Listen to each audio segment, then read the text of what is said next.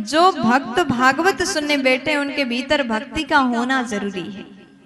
दो प्रकार की भक्ति होती है, एक है सकाम भक्ति और एक है निष्काम भक्ति।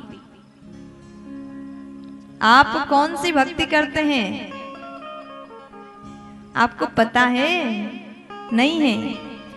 अब ध्यान से सुनो। सकाम का अर्थ है आप भगवान का भक्ति कर रहे हैं, भजन पूजन कर रहे हैं, किसी स्वार्थ के साथ में कर रहे हैं। आप सोच रहे हैं कि हम भक्ति करेंगे, उसके बदले में भगवान आप हमको ये चीज दे दीजिए, इसे कहते हैं सकाम भक्ति। निष्काम का अर्थ है आप भक्ति कर रहे हैं निस्वार्थ भाव से, आप भगवान से कुछ भी नहीं मांग रहे, हे प्रभु बस आपके चरण से प्रेम हो जाए, इसे कहते हैं निष्काम भक्ति। ये दो प्रकार की भक्ति के बारे में बताया। अब आगे श्री सूत जी महाराज कहते हैं भगवान के अवतार तो अनंत है, मनुष्य के कल्याण का मुख्य साधन भागवत कथा है। कथा भागवत में आपको सुनाने जा रहा हूं, यही कथाओं का सार है, वेद का निचोड़ है। भगवान ने अवतार इसलिए लिया ताकि हम सभी भगवान के लीला का श्रवण पान कर सकें। धर्म की रक्षा के लिए भगवान ने अवतार लिया। संपूर्ण भागवत ये 6 सवाल के जवाब के रूप में श्री सूत जी महाराज पूर्ण भागवत कथा को सुनाने जा रहे हैं। उसके बाद सूत जी महाराज कहते हैं कि देखो भगवान का अवतार असंख्य है। आपने कहा भगवान के कितने अवतार हैं? अवतार तो असंख्य है, भगवान का अवतार असंख्य है। और देखो भगवान तो हर कण कण में विराजमान है, प्रत्येक प्राणी के भीतर भगवान है। छोटे से छोटे जीव के भीतर भी भगवान है, बड़े बड़े जीव के भीतर भी भगवान है, कण कण में भगवान है। इसलिए भगवान का अवतार हम नहीं गिन सकते, अवतारा असंख्येया। लेकिन भागवत के अनुसार 24 अवतार का वर्णन किया गया है।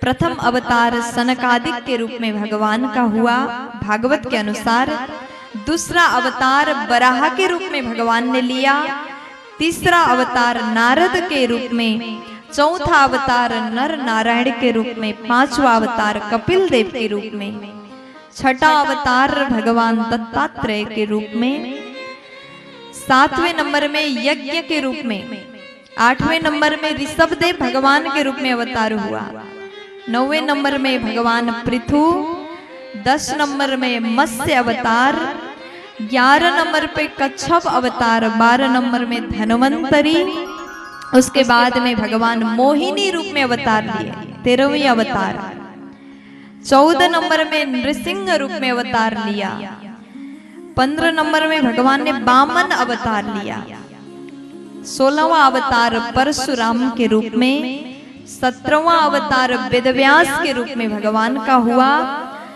18वां अवतार राम अवतार, फिर भगवान का बलराम अवतार, फिर कृष्ण अवतार, हरि अवतार, हंस अवतार, बुद्ध अवतार और 24 नंबर में कल की अवतार भगवान लेंगे।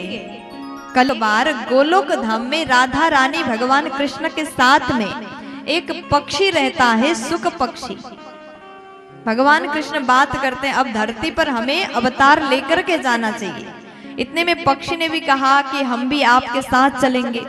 तब श्री राधा रानी कहती हैं कि अब आपको संसार में जाकर के भगवान के लीला का प्रचार करना है। तो हुआ क्या, एक दिन कैलाश में भगवान शंकर तपस्या में बैठे हैं, माता पार्वती कैलाश में विराजमान है, देवर से नारद जी पहुंचे। नारद जी ने मैया पार्वती को प्रणाम किया। माँ बोली नारद जी बड़े दिन बाद आए, बताइए क्या समाचार है। तो उसके बाद देवर से नारद जी ने जैसे पूछा, कहा कि मैया हम सबके यहाँ जाते हैं लेकिन गृहस्थियों के यहाँ कम जाते हैं। क्यों? क्योंकि हमने देखा है गृहस्थियों के घर में लड़ाई होती है, झगड़े होते हैं, इसलिए मैं जाना पसंद नहीं करता।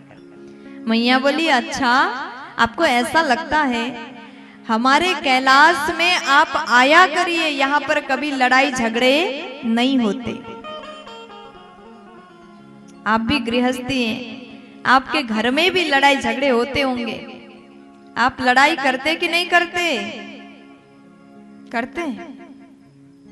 अब कुछ माताएं ऐसे ऐसे सिर हिला रही हैं। आप लोग लड़ते हो कि नहीं लड़ते? इधर वाले तो बिल्कुल मौन ही बैठे हैं।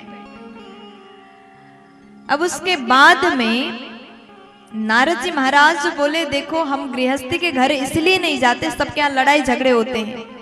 माता पार्वती बोली हमारे घर में ये वाला लड़ाई नहीं है, क्योंकि भगवान शंकर जी हमें हर बात बताते हैं, हम अपनी मन की हर बात उनको बताते हैं। जहां पर परिवार के लोग एक दूसरे को अपनी बातें शेयर करें, वहां पर लड़ाई झगड़े नहीं होते या कम होते हैं। कभी कभी लड़ाई भी जरूरी है।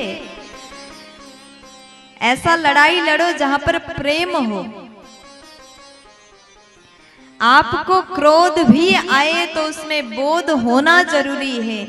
आप झगड़ा भी करते हो तो वहां प्रेम होना जरूरी है। यदि प्रेम के साथ लड़ाई करते हो तो रिश्ता और ज्यादा मजबूत हो जाता है। प्यार से बोलना पड़ेगा।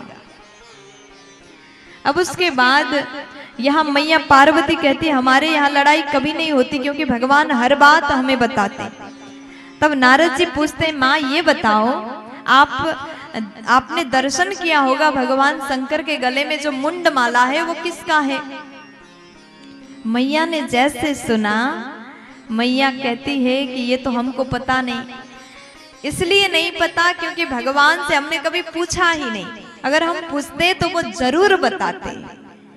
ऐसा हो ही नहीं सकता हम कुछ जानना चाहें और भगवान ना बताए, ऐसा कभी नहीं हुआ। वो बताते अगर मैंने पूछ लिया होता तो। नारद जी बोले अच्छा तो ठीक है माँ, आप पूछ लीजिएगा, जानने की कोशिश करिएगा, लेकिन हम तो यही कहेंगे इतनी बड़ी बात भगवान भोलेनाथ ने आपको नहीं बताया। नारद जी इतना बोल करके वहां से चल दिए। तो उसके बाद श्री सूत जी महाराज मुनियों को कहते हैं कि नारद जी तो चले गए, इधर मैया पार्वती को बड़ा क्रोध आया, कोप भवन में जाकर के बैठ गई। मैया ने सोचा कि भगवान कहते थे कि हर बात मैं तुम्हें बताता हूं, लेकिन इतनी बड़ी बात मुझे नहीं पता, भगवान ने मुझसे छुपाया। मैया को क्रोध आया, कोप भवन में जाकर के रूठ करके बैठी। तो भगवान तपस्या करके आए, चारों ओर मैया को ढूंढा लेकिन मैया नहीं मिली। तो उसके बाद कोप भवन में गए तो मैया बड़े क्रोध में विराजमान है। भगवान ने पूछा देवी क्या बात है, क्यों रूठी हो? मैया बोली प्रभु आपसे तो अब कोई बात नहीं करनी, क्योंकि आपने ही कहा था हर बात हम तुमको बताते हैं, कुछ भी नहीं छुपाते, लेकिन इतनी बड़ी बात आपने हमसे छुपाया। अब हमें लग रहा है आप मुझसे कोई प्रेम नहीं करते। भगवान बोले अच्छा बस इतनी सी बात से आप हमसे नाराज हो? तो बताइए हमने कौन सी बात आपको छुपाया? सब बात तो बताता हूं। तब मैया बोली आपने आज तक नहीं बताया ये मुंडमाला किसका है? भगवान बोले ये तो आप ही का सिर है। मैया बोली ऐसा कैसे संभव है, मैं तो अभी जीवित हूं। बोले नाथ कहते हैं देवी जब आपका मृत्यु हो जाता है तो आपकी याद में ये सिर का माला में धारण करता। तो मैया ने कहा प्रभु आपकी मृत्यु नहीं होती क्या? बोले नाथ बोले हमने अमर कथा पान किया है, श्रवण किया है, इसलिए कभी हम मरते नहीं हैं। मैया ने जिद किया प्रभु वो अमर कथा हमको भी पान कराइए। भगवान बोले यहाँ तो संभव नहीं, आप अमरनाथ चलिए। तो मैया को लेकर के भोलेनाथ अमरनाथ में गए और भगवान ने आदेश किया संपूर्ण जानवर को, प्राणी को यहाँ से भगाइए। मैया ने संपूर्ण प्राणी को, जानवर को भगाया। तो उसके बाद में मैया ने देखा एक छोटा सा अंडा वहां पर था। मैया ने सोचा ये अंडा कैसे कथा सुनेगा। तो उसके बाद माता पार्वती जो है आकर के भगवान से कहती है, प्रभु आप कथा सुनाइए, यहाँ कोई भी जानवर नहीं। तो उसके बाद में जैसे भोलेनाथ कथा प्रारंभ करते हैं, भगवान ने कहा देवी बीच बीच में ओम ओम उच्चारण अवश्य करना। भोलेनाथ नेत्र बंद करके कथा प्रारंभ करते हैं। बोलिए भागवत भगवान की जय हो। जैसे कथा प्रारंभ हुआ, जयकार लगते ही उसके प्रभाव से वो अंडा नीचे गिरा, अंडा फूट गया। वहां से छोटा सा पक्षी प्रकट हुआ और आसन के पीछे बैठ करके कथा सुनना प्रारंभ करता है।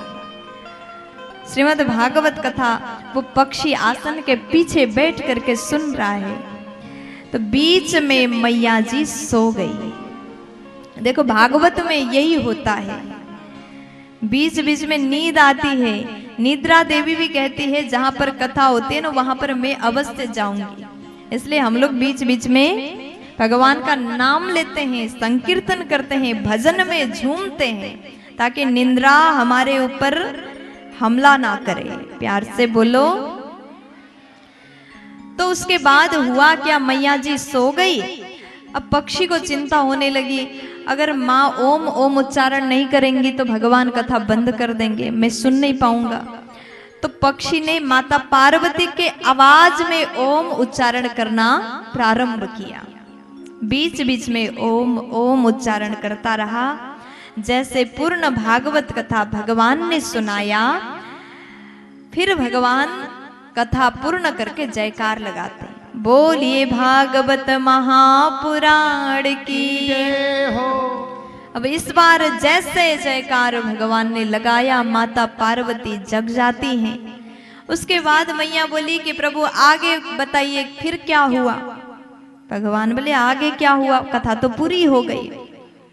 मैया बोली हम तो सो गए थे प्रभु, सुन नहीं पाए, आप फिर से सुनाइए। भगवान बोले आप सो गई थी तो ओम किसने कहा। इतने में पीछे से पक्षी उड़ जाता है, वहां से भाग गया।